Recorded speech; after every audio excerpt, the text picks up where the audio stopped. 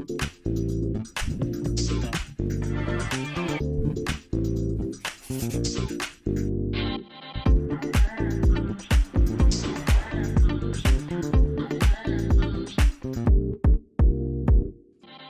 y'all, it's your girl Monét, and welcome back to the Exchange Rate, a talk show where we film in London. Bitch, I made it.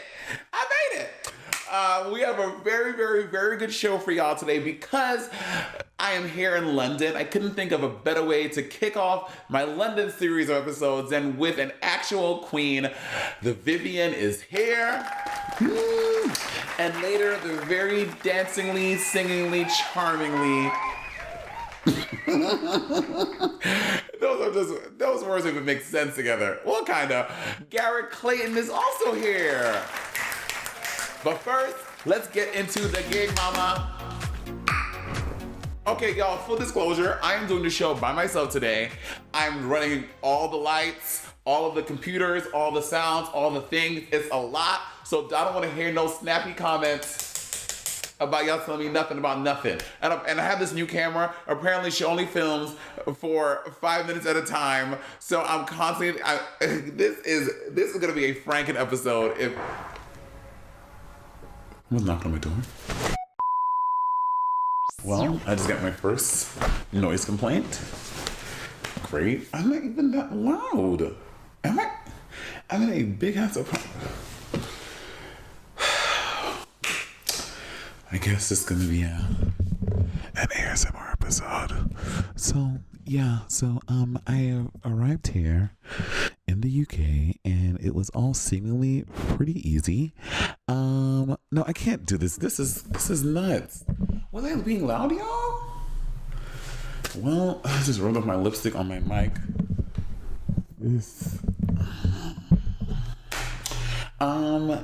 So I arrived in the... Okay, oh my God, all the calls, all the things. I'm going crazy. Okay. The flight was honestly, traveling in the airport and flying during COVID is honestly way easier than normal. The airports are super empty, super quiet. There's not a whole bunch going on. They did feed me on this flight though, because I took a flight during COVID. I flew to LA first class, and girl, they literally give you a bottle of Dasani water and a bag of cheese, and they're like, enjoy, have fun. But this was really simple, really cute. In the meal I had on the plane, I pop up my Invisalign, y'all know how I do, put it down, and I ate whatever, and I left it in like the little napkin, because I didn't feel like going to brush my teeth, whatever, to go put the Invisalign back in. I doze off a little bit. Bitch, I wake up, and my flight attendant has taken my napkin that had my Invisalign and all my food and threw it out. So he's been so nice and so great. I'm like, I don't want to make him feel like I'm being whatever. So I didn't say anything. And I called the other flight attendant. I'm like, hey, your homeboy Zachary, let's call him Zachary, threw my Invisalign away. But don't tell him, he's been very sweet. I want to stress him out. Can you and I look through the garbage together and try to find it? So now it's me and this other flight attendant, Ricky. We're picking out garbage, trying to find my fucking Invisalign. No luck. And it was all very interesting. So I guess no, this has not been a sweet and easy transition. This has been very stressful. I'm loud everywhere, apparently. So let's just get into the stories. I have no Prosecco. I have no Crystal Light. What do I have? I have nothing. No. Okay, stories, y'all. As we know, the election has been the election was very crazy, but we came out victorious, in a very big way. As we know, Biden won the presidency. President Biden has reigned supreme, and that orange turd-like Cheeto is out of the office. Praise the Lord. Amen, amen, amen. But this is not an easy battle. This was an uphill battle, and the cold hard truth is that 71 million Americans still voted for Trump. So that's very disconcerting. But however, some amazing and major things have happened. There was this huge rainbow wave for this election cycle because there have been many LGBTQ plus candidates won on election night. Here are the big ones that happened. Todd Gloria from San Diego. He's the first elected openly gay mayor. Sarah McBride from Delaware. She's the first out trans person ever in the history of the Senate, elected to the Senate. That is major. Tiara Mack is the first Black LGBTQ plus senator elected. She's from Rhode Island. And Richie Torres from New York City. He's the first gay Afro-Latinx member of Congress. So this is major stuff. Out of the 500 plus LGBTQ candidates who were on the ballot election night, 160 of them secured victory. So this is beautiful, guys. This is progress. Now, again, it could be better, but things always can be better because out of the 535 members of Congress, only 11 of them now identify as LGBTQ plus as part of that community. Now, that's not to say that maybe there are more. Like, no one has to be out. It is no one's obligation. You don't have to be out if you don't want to. But we know out of the 535, 11 of them are open and out. So that's good. So in my heart of hearts, I really want Kamala and Joe Biden to extend the Supreme Court, add more seats. And I would love there to be an LGBTQ person on the Supreme Court. Like, I feel like since we're always talking about gay rights and queer and transgender rights, there should be someone from the community as a Supreme Court justice. Like, I feel like that should be one of the seats should be that. You know what I mean? Maybe that's really what you're thinking, but Kamala and Joe are not fucking around. They have Corinne, who has been a guest on the show, who's going to be part of the cabinet. Like, they have queer and LGBT, queer and Black and people of color actively involved in our government, and that's what government should look like, to reflect the people of the nation. Amen. Again, I'm like whispering. I have to fucking whisper. This is crazy. Now, I want to talk about some of the major things that happened, funny things that happened post-election, because I think, honestly, some of this shit you can't even make up. Trump, the Trump campaign, Trump team, whatever you want to call them, they had a big press conference at the Four Seasons Total Landscaping. This story, I don't even understand how this is the reality of these stupid fuckers. So less than an hour before Biden was projected as the winner, Donald Trump announced that his legal team was going to have a press conference at the Four Seasons in Philadelphia. So naturally, of course, everyone's like, oh yeah, the big Four Seasons downtown, that makes sense. And then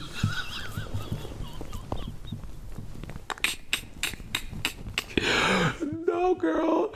Like an hour before Trump went on and tweeted, he's like, he deleted that tweet saying the Four Seasons, and he went on saying it's going to be at the Four Seasons Total Landscaping Company, located in Philadelphia on Industrial Street between an adult bookstore and a crematorium. Like, what? This picture looks insane. Like, this looks like a scene from Veep. This looks like a sketch scene from Veep. Like, this does not look real. And of course, the Four Seasons prompted. They were like, no, this is not at our hotel. Just to be very clear, this is not at the Four Seasons downtown Philadelphia. No. So yeah, it will. Like, what are these people doing? And of course, so Rudy Giuliani was there, Trump and all his lawyers were there. But you know who wasn't there? Donald fucking Trump, because he was playing golf. Let's not waste any more energy and neurons on those people. Next story. Van Jones. Now, I don't know if it's an age thing. I'm going to chuck it up to age. Let's chuck it up to age. Kamala Harris and Joe Biden, they did their victory speeches. And Kamala, walked out to that really, really, really dope Mary J. Blige song. But Van Jones mistakenly thought that it was a Beyonce song. First of all, I don't even know what song he even thought it was. Sonically, I don't hear a resemblance to any Beyonce song. But maybe... I can't even check the age. Mary J. Blige she multi-generational. She's been around for a minute. He knows what Mary J. Blige is.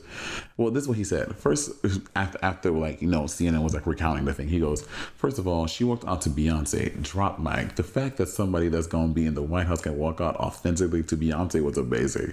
So, Twitter, Twitter will not let you breathe. Bitch, have you ever tweeted and had a typo?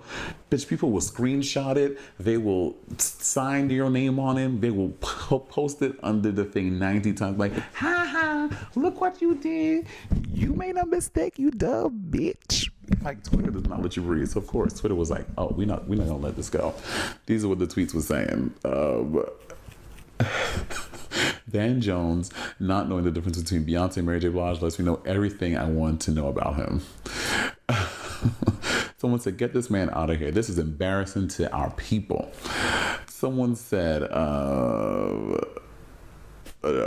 this is where it gets interesting, because someone goes, Van Jones has always had issues. He's always been problematic. He always tried to two sides his way into respectability politics. This I cannot agree with more, because we all know he went viral the day, maybe the morning of, or maybe the following morning, Joe Biden got announced, and his like little speech, like he was tearing up and yada yada, getting really emotional, saying that this was a vindication for a lot of people and that it's easier to breathe.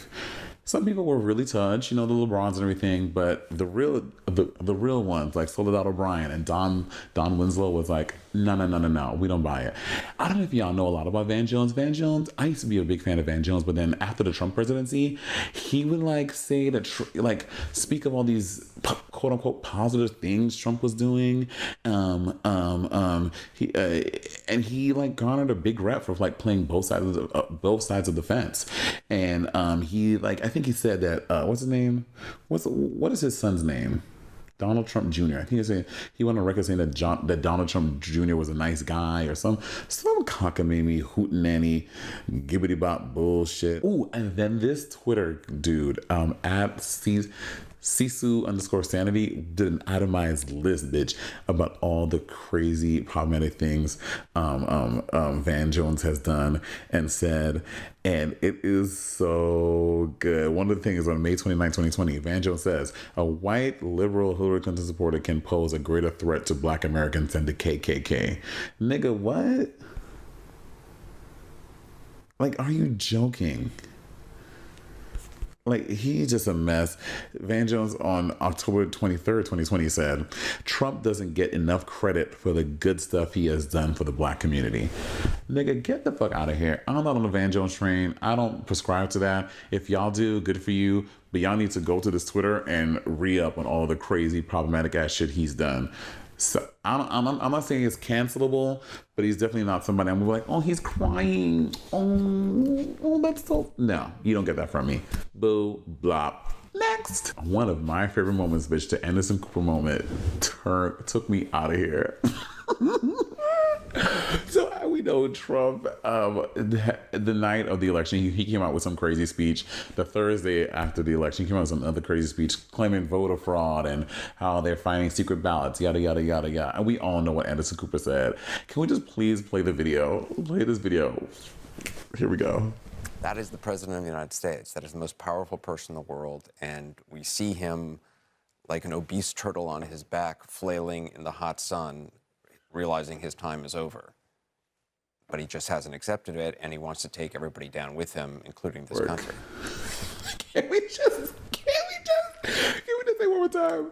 That is the President of the United States. That is the most powerful person in the world. We see him like an obese turtle on his back, flailing in the hot sun, realizing his time is over. Bitch, this motherfucking allegory, I see it. I see the visual. It's so clear. It's so fierce.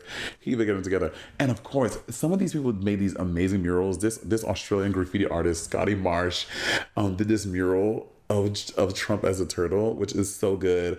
I mean, you can't, the internet will not let you breathe, girl. I live, and you know what, and I'm sorry, I'm not here for the people that's saying like Trump support, no.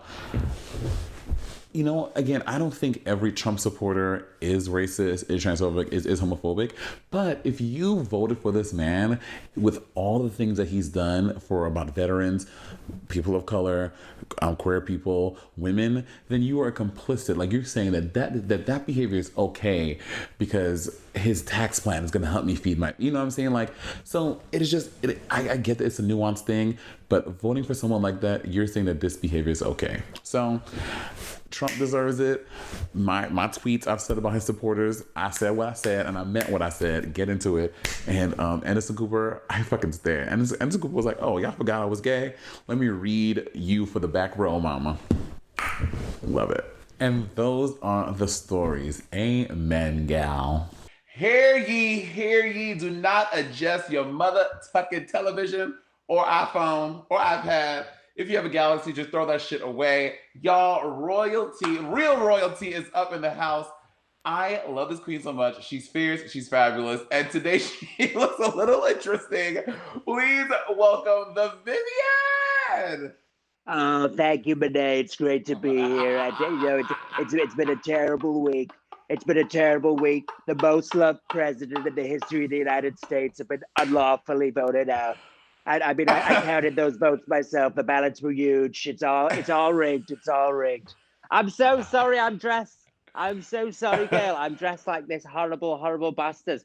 But times call for taking the piss out of this horrible, horrible man. And I mean, he's out. Yes, he is finally fucking out. And honestly, Vivienne, I am not just saying because you're here. That is across UK, Canada. I've never seen Thailand or Holland, so I can't judge those. But America, your Donald Trump is one of the best Snatch Games of all Snatch Game time, I feel.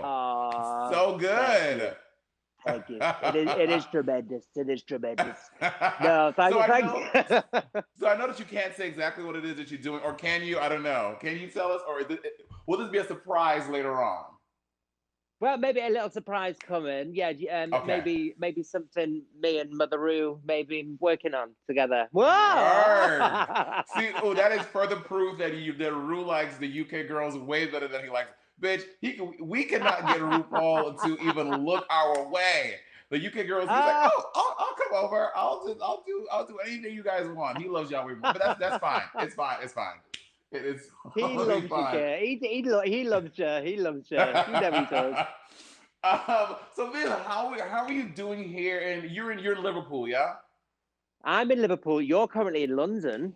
I finally made it here. I was supposed to be here last week, but then you guys went into lockdown, so we were like figuring that all out. But I am here. And it's such a shame. Like if we weren't in lockdown right now, you could have literally jumped on a train, and in 2 hours you could have been sat right here in my living room. Girl. Like honestly, when I would find out I was coming to the UK, I was like, oh, great. Then I can like do like stuff like in person with people instead of this digital. And don't get me wrong, I love this digital stuff too, but I just miss sitting, drinking, and telling fucking stupid jokes and stories with someone next to me. You know what I mean? But you know. And then the last time we met was the first time we met and the last time we met was DragCon UK. And I think it was the end of the day. We were all. Can we swear on? Can we swear on here? Makeup melted, beard growing in. Bob had his beard the whole time, so he didn't give a fuck. But yeah, because it was like the Bob, end of the day. Before we start anything, I absolutely adore you and Bob. Like I got to do the comedy tour with Bob before our season of the UK Drag Race even started, and I just fell in love with Bob. I think he was just such an amazing, interesting character and so eloquent and educated, and he is. Has something to say and just pains so me to funny. Say you're right. But I listen to Sibling Rivalry in the bath. I love it. Well, you know what? When I remember he did that tour, like it was like I went like November-ish, I think, with you. Exactly, and I remember him coming back. He was like, Monét, I just worked with Vivienne. I was like, and he was like, I really like her. I was like, work. I was like, never mind. He was like, because Bob and I have very honest and candid conversations of how Queen's very often. He was like, I really like her. I was like, yeah, she was when I hadn't met you yet, but I was like, you seem really dope, and I met you one time at DragCon, and you really great. We're meeting each other, and it's all good in the hood. I have to say, here in lockdown in the UK looks a little different than in the States. Like I feel like there are like a lot of people outside. I'm like looking out my window like Rapunzel. Like people are walking around. It's kind of like lockdown, but who knows? You've just got rid of a crazy guy in your politics. We've still got one in that kind of, he kind of does these. He does these speeches once a week, and he's supposed to tell you the rules, but he just kind of babbles on, and he just goes, "Well, you go outside, but you can't go outside. You can't leave the house. If you need to go to work, you can't leave the house." And you're just like, "What? What are you saying?" So I think the rules are kind of, nobody knows them. Essential shops are open. You can't go to work unless you need to go to work. It's just crazy. It's like I don't know the solution. I don't like to complain about things that I don't have the solution to. Yeah. If that makes sense, because then I think like, well, where's your shit to back it up? So I know that I don't have a solution, but I know that something is like it's crazy. But we've had hope on the horizon with a vaccine maybe this week. I know. So, I saw the news about that. I'm like, ooh, this vaccine cannot come soon enough for nightlife workers, for people who work in our industry to get, like Broadway folk, whatever, to get back to doing our thing. Do you have friends that have been like, because I know I've got friends like this, they've been complaining that they can't work. I want end the lockdown. And then a vaccine gets announced and they say, "Oh, I'm not taking that. The government are going to try and kill us with the vaccine." Girl! And I'm like, girl! Oh, what do you want? Hello? Do you want to work or do you want to? I'm just like, oh, all these conspiracy theories. I'm just like, I've had enough of it. I've had enough. Well, you've been quarantining and in lockdown with your new husband. How is married life? How is being in isolation with your husband? Almost immediately after getting married, a few months. How has it been? I mean, it was quite the fucking honeymoon. He said, "Why are you taking me on holiday?" I said, "COVID." We're staying in the living room for 7 months while I'm getting in drag sometimes, and you're setting up lights. This is going to be our honeymoon. You're going to be setting up lights and cameras and figuring out how to make sound work and stuff like that. Right. It's going to be the best honeymoon ever. But it's been great. We were always together anyway. When you come off Drag Race, and if you've got a partner when you're on Drag Race and you come off it, it's either you employ them or you never see them. Girl. So you've got two choices: you employ them or never see them. So they become your personal assistant and your husband in one. So lockdown was fine because it could have been make or break, I suppose, but it was fine because we were basically glued together at the hip anyway. So it's been really lovely. Yeah. Maybe I'll find a husband here in the UK to be glued to my hip and be quarantined with me. Maybe. Are you single? Oh, you're girl, single, aren't you? Single as fuck. How long have you been single? It's been this Thanksgiving 2020 will make it 2 years. 2 years. Are you ready? I've been in like little 3 month little bibbity bops and a little 4 month little things here and there, but not like something that I call a relationship, if you want to say that. Yeah. Are you ready? Are you ready? Are you feeling? Honestly, girl, the older I get, the longer I stay by myself. I'm like, I don't need nobody. I just need. I go back and forth. Because I like my space. I like my things. I like my things. I don't know. I'm a mess. I am a complicated order, as the kids say. Yeah, I went from one extreme. I went from one extreme to the other. I went from being single for 7 years on my own in an apartment, and then I was just like, bam, bam, bam, bam, bam, work. I don't need that. I love this. I'm single. And then I moved to Gran Canaria, met David. Within 9 months, I was engaged, married, boom. And now I'm like, it's just flipped completely. I love it. It's crazy. But it's so beautiful. And you guys had your wedding at this at GAY, and it was this beautiful ceremony. You looked, it was just honestly, it looked super romantic and it looked very, very, very cute. It was, and what's a gay wedding without Chad Michaels? I know, I love that. Now, Viv, I had never really gotten a chance to chat with you after your season, and obviously everyone's blown away by what an amazing job you did on Drag Race. Going in, when you walked into that workroom, when you saw the rest of them girls, Were you like, oh, I'm gonna win. Oh, I'm top two. Oh, I might go home first. Like, where was your mind at? I always want to know where the winners' minds are at when they see the rest of the competition laid out in front of them. All right, so here's what happened. Well, first of all, you've been in drag for probably 6 hours before you've even walked in the workroom, just Uh-huh. waiting and waiting. And I knew they were going to put me in last. I had a feeling they were going to put me in the workroom last. I just knew it because of the whole ambassador thing and all of that. So I walked in the workroom. You kind of numb at first. You say your line, you forget Yeah. what you've said, then you turn Uh-huh. around and just go, oh, you see all these gorgeous queens. I saw Gothy. First of all, I Gorgeous. saw Oh, Gothy. wait a minute. Oh, I was just like, whoa, because I just turned 27. I'd put a few pounds on. She is like stick thin. Yeah. Then I saw Bagger, which I knew, so a friendly face. That was And you great. thought So and you thought Davina. Bagger was gorgeous? Well, I didn't say that, love. I didn't say that. I said Bagger was a friendly face, to put it kindly.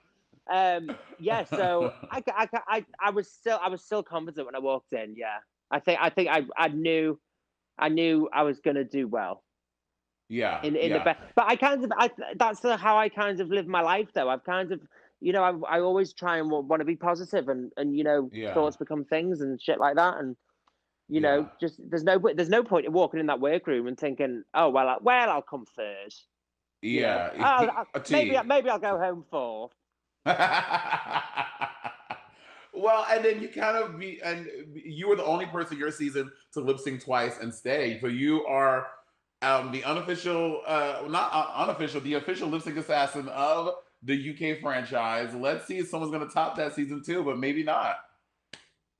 Well, I lip sync once and then once for the crown. Right, right. So So yeah, yeah, no I one could be else a is lip that sync lucky. assassin. But I'm also now because of COVID, which is a blessing. The one good thing to come Yeah. out of COVID, I think I'm the longest reigning queen of a, a non All Stars season in Drag Race history. Really? I think well, it's How gotta long be. have you been It's gotta be reigning? You've been reigning. You've been reigning. since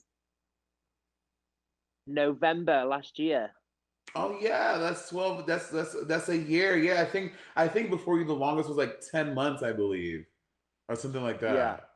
Work, bitch. Yeah.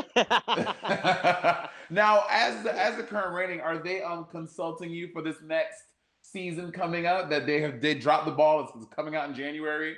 I mean, they dropped the mic. Whatever the saying is, the new season's coming out in January, and I hope that you're involved doing all the things and giving you some motherfucking money. That's what I want for you. Girl, oh, don't even talk to me about money. Honest to God. Somebody posted, I think it was Raja posted something yesterday on Twitter saying something about Canada Drag Race got $100,000. Call my lawyers, and I just put I think I just put like a sipping tea emoji or something. I was just like, girl, don't even talk to me about that. But it's fine. You don't go in there for the prize money. You go in there Yeah, for the experience and everything like that. So yeah. that was always amazing. But yeah, I am slightly involved in season two. I can't say anything about it, but not as much as we were supposed Ooh, to be because of COVID. But right. I might pop up. I'm very excited. As almost as excited I am about your new single. Talk to us about the new single and is there a full album coming out soon, Viv? Oh, well, the new single, You Spin Me Round, You Spin Me Right Round, Love it. Baby, You right know round. that is a classical. I'm a classic song.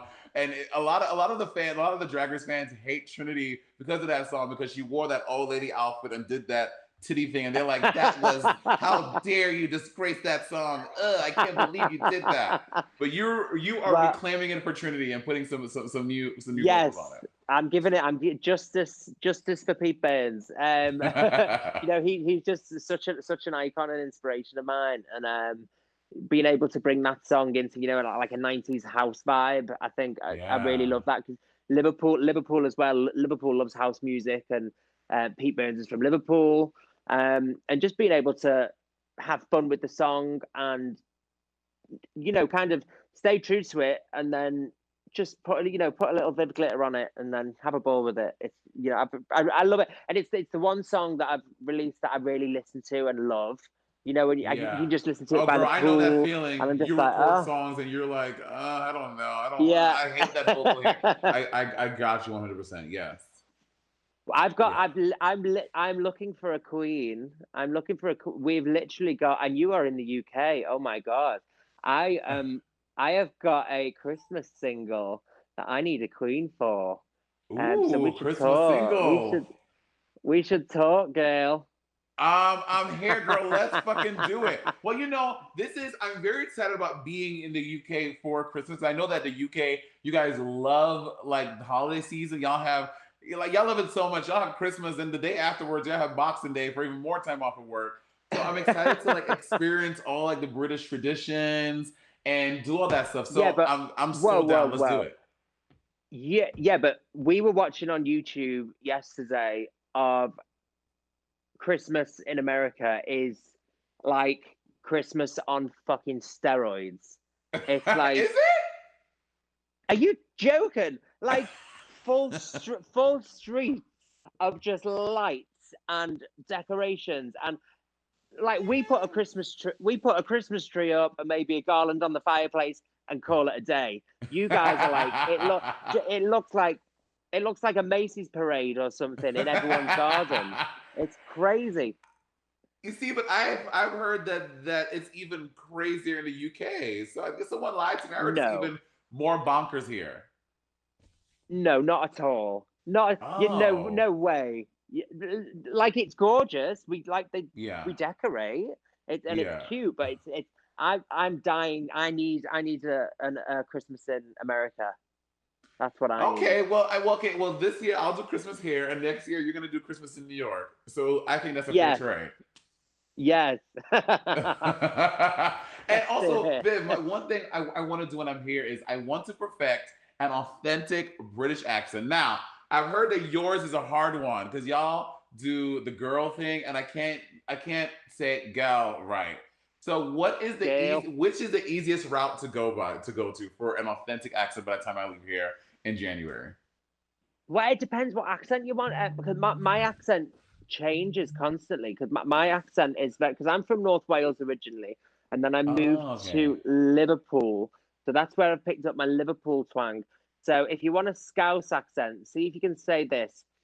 Okay. So pretend you're in a takeaway, like a chicken shop, and ask for a piece of chicken and a can of Coke. A piece of chicken and a can of Coke.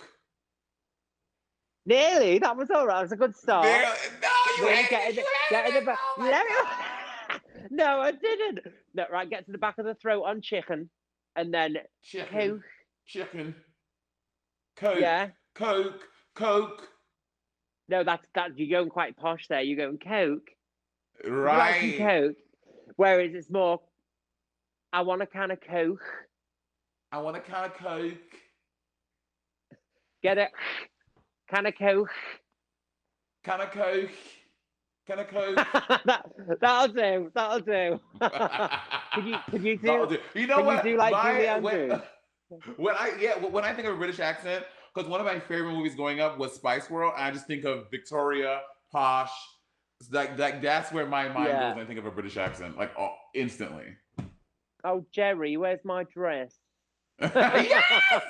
What a great movie. They need to I guess you can't remake it because whatever. But honestly, I'm going to buy it on iTunes when I watch it. I fucking love Spice World. It's one of the best films of the 90s, period.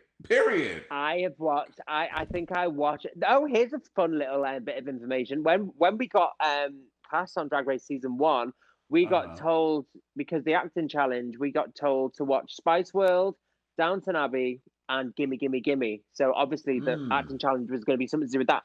And I watched the first 5 minutes of Spice Girls and I turned it off. Yeah, I know. Sorry, me. The blasphemy. I know. I was never a Spice Girls gay. I mean, I've I danced love the that. music when it comes on. It's like woo, but I was never. Yeah. No, I'm quite an old queen in my head. I'm very like Bette Midler and Cher and.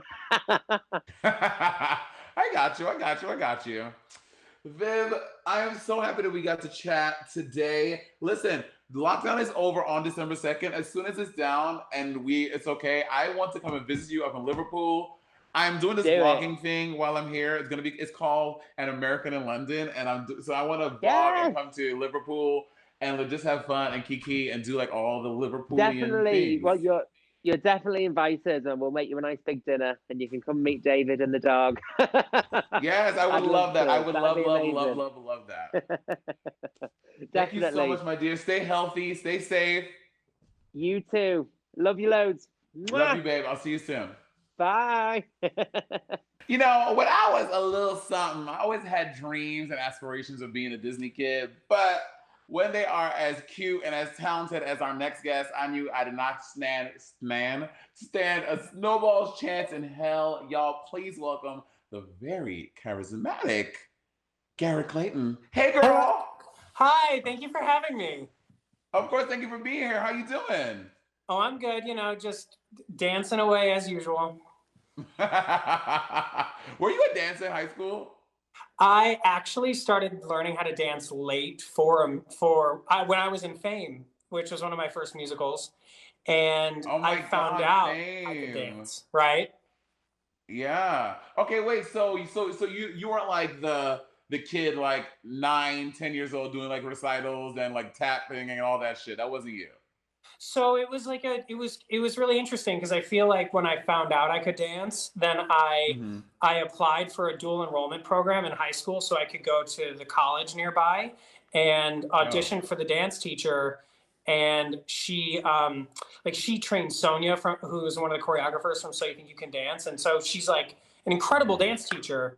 And she saw me and said, "What? How long have you been training?" And I was like, "I haven't. I just really like doing this." And she said, "So you've never had a teacher?" And I was like, "Oh, well, no." And she told me I had a lot of natural ability, but it had to be honed. And then she put me into her dance company with all of these college dancers and made me like basically it was like you have to take ballet, you have to take jazz, you have to take in this company you're going to learn how to tap, you're going to learn how to do Broadway style. Like she literally was forced a crash course into my brain and I'll never forget it. Work, work, work, work, girl. I can barely walk and chew gum. So kudos to you. I know what my strengths are, and it's not in doing any of any of the things you just said. But besides that, how does it feel to be from a state that fucking ended this regime Trump bullshit? Michigan came through.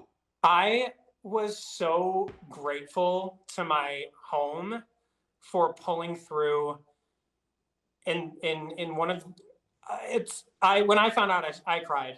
I literally Yeah, escaped this weekend because I was like, I've already done my part. I've tried to warn people about the horror that comes into play in this world, and yeah, especially if Trump is reelected. And I girl. can't. It was very self-destructive. So I literally hid away in a little cabin this weekend with no cell service. And when we went to get food, I found out Biden won and just started sobbing. And then found out Michigan was one of the places that helped make it happen. Yes, child. Michigan really was like, we're not standing. We're gonna get it together, and they're helping. They helped to crumble the Trump regime among Pennsylvania and Wisconsin and Nevada, and all those places. But Michigan was one of those key states, girl. Do you Yeah. absentee or do you vote in LA? I vote in LA. Okay, yeah. I would if I came from like a really crazy state, I would like. But I know that now that's like voter fraud if you like don't do that. I mean, I think committing a little voter fraud in order for the greater good is okay. I'm kidding. I'm kidding. Don't. That is a joke. Don't send any emails or tweets. That was a joke. Jesus Christ. Honestly, if How I could still vote in Michigan, I would. I've just been in LA. It was 10 years this year. So at this point, there's no hiding it. what? How Hmm. old are you? 10, girl. What have you lived in LA since you were a toddler? I moved here when I was 19. Word.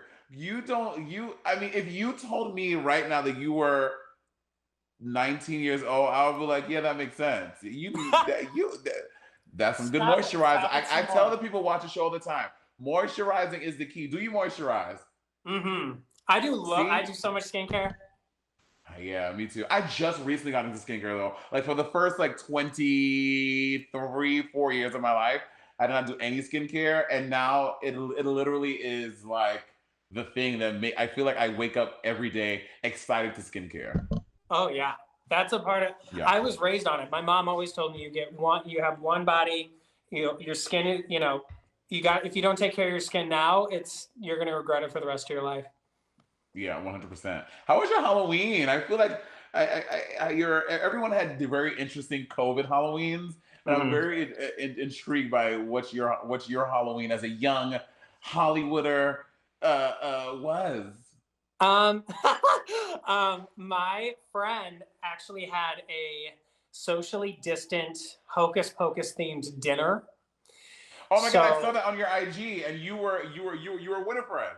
yeah, which is so, Yeah. you know what? I wish I would have waited to do the video because that was when I just was testing out the costume. But when I actually did it for that night, I did so many little extra things that made it way better. But I'm still grateful that it turned out as good as it did. So whatever.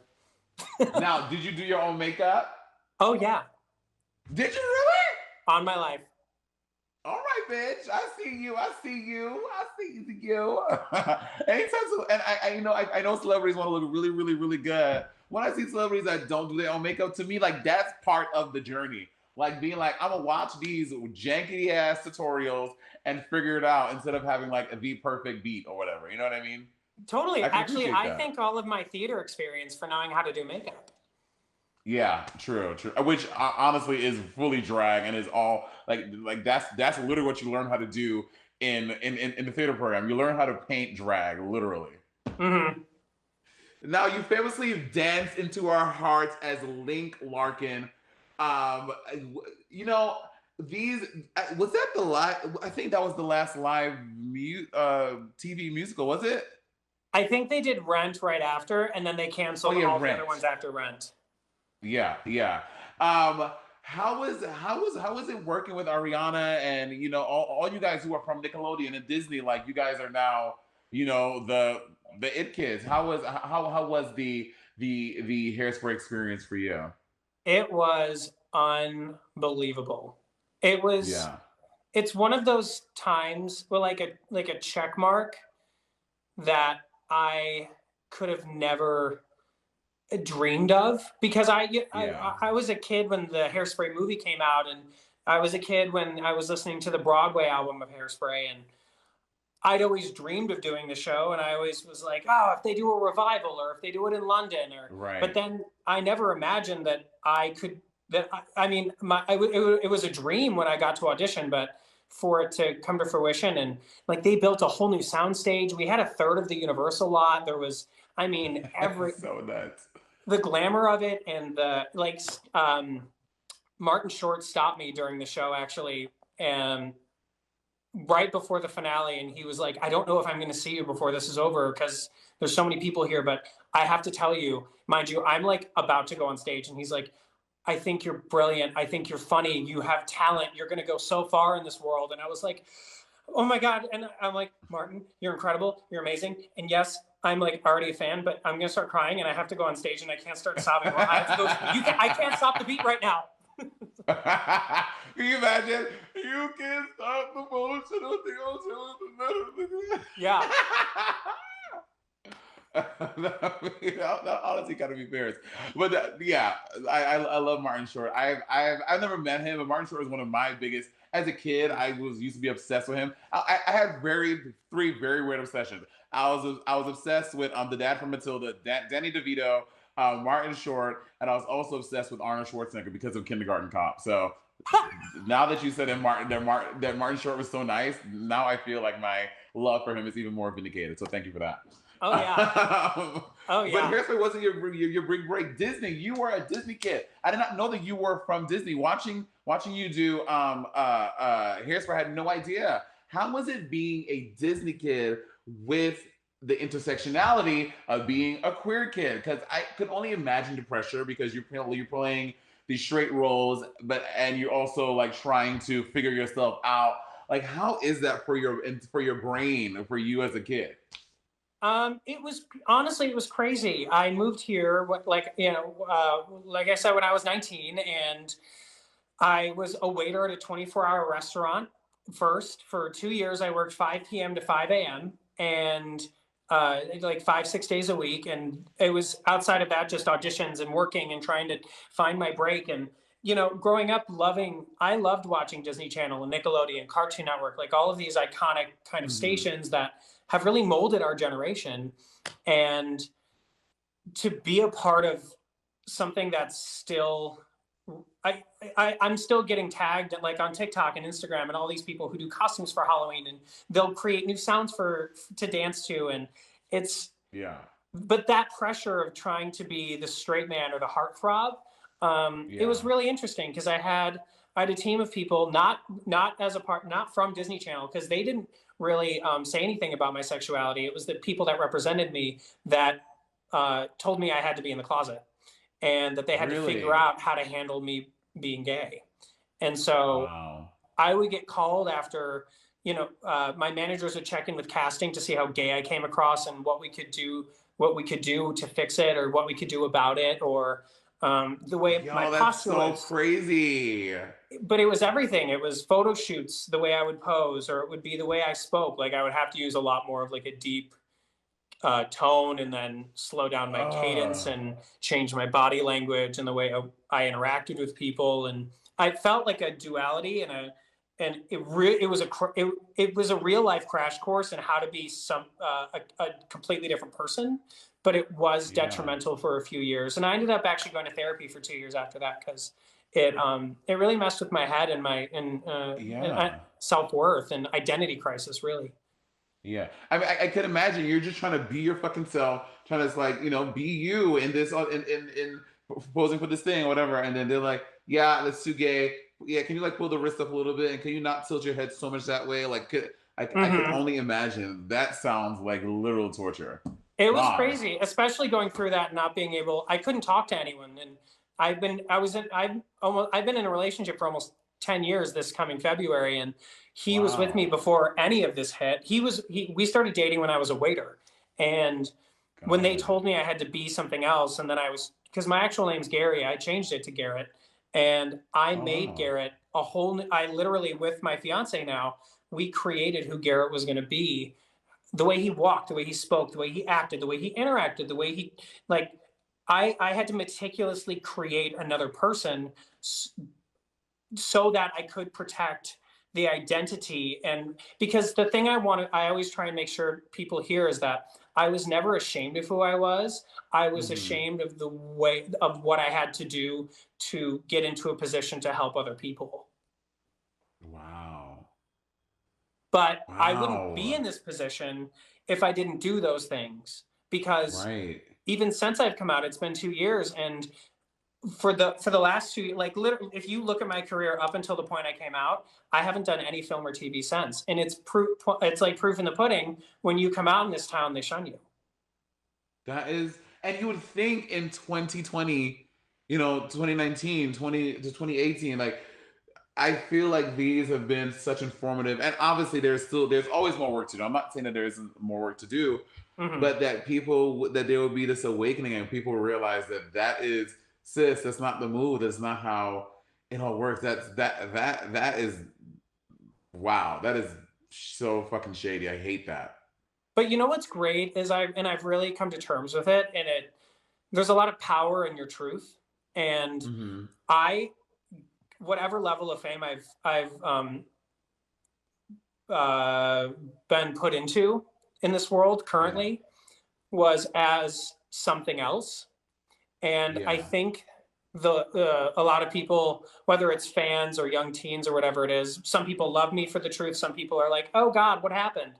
But there's a lot of power in that. And I get so many messages of love and thank you for expressing this. I'm not alone anymore. Or, your journey has helped me kind of messages. And the beautiful part is whenever that second wave of success comes, because a lot of us as actors realize like success comes in waves, no matter who you are. Meryl Streep didn't work for 10, 15 years, and she's an icon. And so I know that this next phase of my life when I do have that next hump of the projects that I start doing, it's going to be organic and authentic. And there's nothing to discover, or there's a lot to discover myself, but like, there's nothing detrimental that people will go, wait, you're what? Like, that's just not going to be a thing. So I will have that second wave of success as my in my authenticity. Do you regret coming out when you did? If you could, having the foresight that you do now, would you go back and change it and maybe come out later, or change the way that you did things?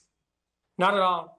I believe in my path, and I think it's the right time. And I've been grateful that it's helped a lot of young people. And it just, a good portion of the reason is when I told my fiance I was ready to come out publicly and come out about our relationship, and he was like, well, what makes you want to do this now? And I said, because honestly, I'm just so happy that whatever the consequences are, don't really matter.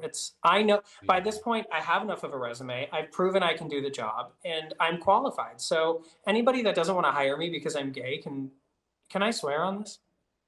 Girls, they can suck a bag of fucking dicks. Great.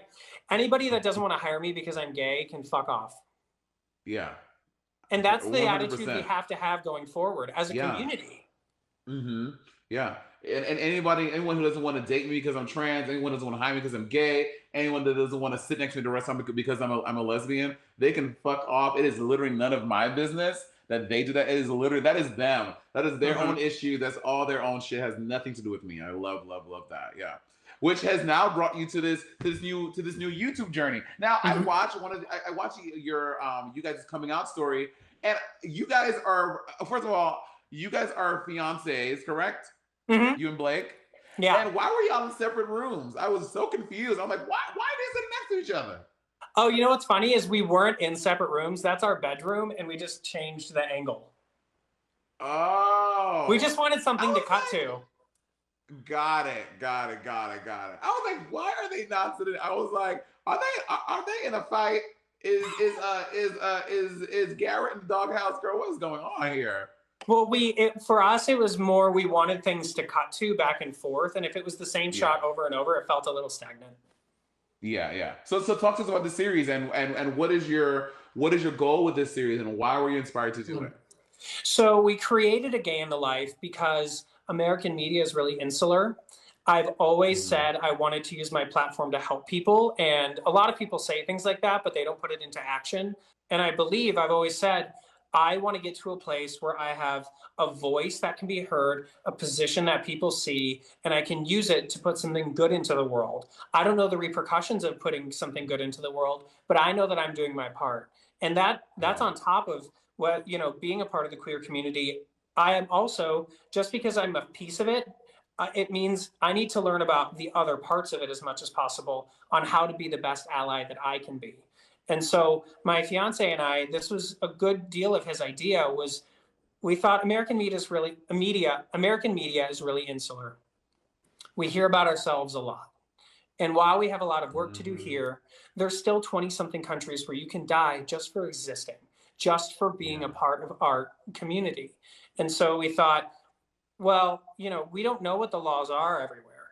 And also, what places can we get married? Where can we adopt? Where can we have a future? Where are we safe? There's so many questions in so many parts of the world. We really wanted to open the door and have a safe space, because not only are we a part of the community and want to be good allies, but we know that we feel comfortable asking the questions.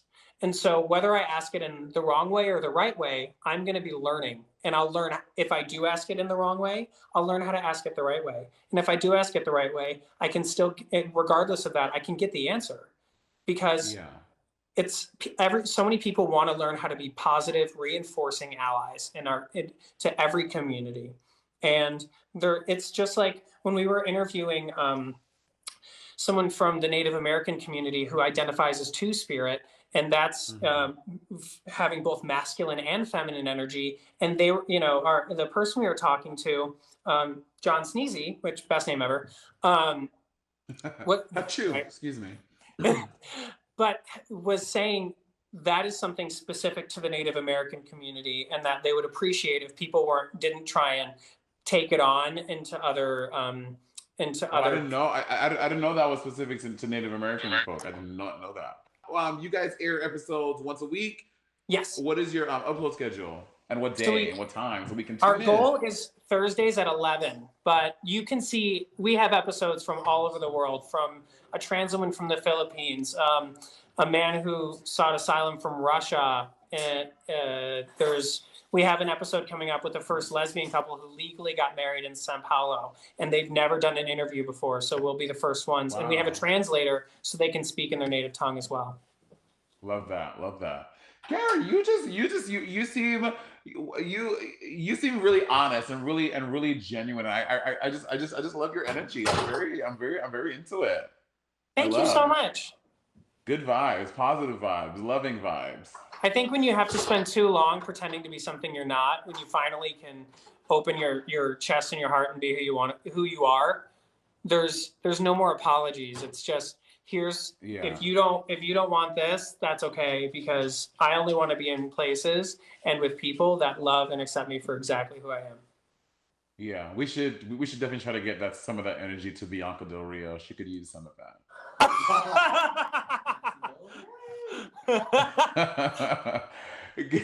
Garrett, thank you so much for chatting with me. I look forward to watching these episodes. Your series sounds really dope and really something that honestly the world fucking needs right now. More queer stories and more queer voices and letting their stories be told out loud for more than just the people in their city or in their town, whatever to know. I love that. Oh, well, thank you. And just to tie up the answer to your question, our goal is to create an interweb of people so we can start figuring out. Obviously, we're not martyrs. We realize we can't, we're not going to be the only source for this. There will be other things in the world, but in our way to do our part, we want to figure out how we as a community can come together and start having base global rights for everyone. You should, we need to get rid of flogging and jungle law that demonizes and thinks of us as satanic or demonic just because we exist. I'm gay, I'm not making anyone go to bed that doesn't want to go with me to bed, or marry me that wants to marry me. If you don't like what I have, then go somewhere else. We don't need to push our narrative. Yeah, it's literally. I'm with you. I literally don't understand how these laws exist in places, and again, I don't want to shade the religious community, but a lot of it is because of organized religion and how that all works. But that's a whole nother topic for a whole nother episode. It is. But yeah, it's so gross, and it drives me insane. I literally stay up at night sometimes just thinking about how fucked up it is that is some people's existence. Like that is their life in their country. People's existence. Yeah. That's the only way some people get ahead is by demonizing other people and preying on other people's insecurities. And that is, to be frank, those are weak-minded individuals. And it would stand a little bit better for their mentality to start embracing other people and other cultures from different walks of life. And I think they would see we're not very different. Yeah, agreed. Thank you so much, Garrett. And listen, be safe, stay healthy, and hopefully LA opens up soon. Before we started, he was telling me how the gyms aren't even open in LA, which I find to be so crazy because LA is such a gym town. So hopefully you guys get it together. You can go back to the gym soon. Well, I think there's like private gyms open, but at this point, I've just canceled my membership, and because of the pandemic, we haven't had an at-home gym at this point. Why am I going to waste money on what I got? Yeah, absolutely. Have an amazing time doing your show. Congratulations. Thank you. And we'll chat soon. Yes, please. Bye, my dear. Goodbye. Guys, that's all for this week. My first London episode, and I've already been getting in trouble for being too loud. I think I just speak with too much resonance. I speak with too much resonance. I need to fix that. So I'm gonna maybe ASMR it up for these next episodes. I don't know. Listen, thank y'all for tuning in and watch me do this all by myself. I hope this episode makes sense. You see no nails. I feel disgusting. Don't look at me. Until next time, I love you guys. And remember to always keep your quarantine check. Mwah. Ew. That's that bomb shit. Okay. Bye.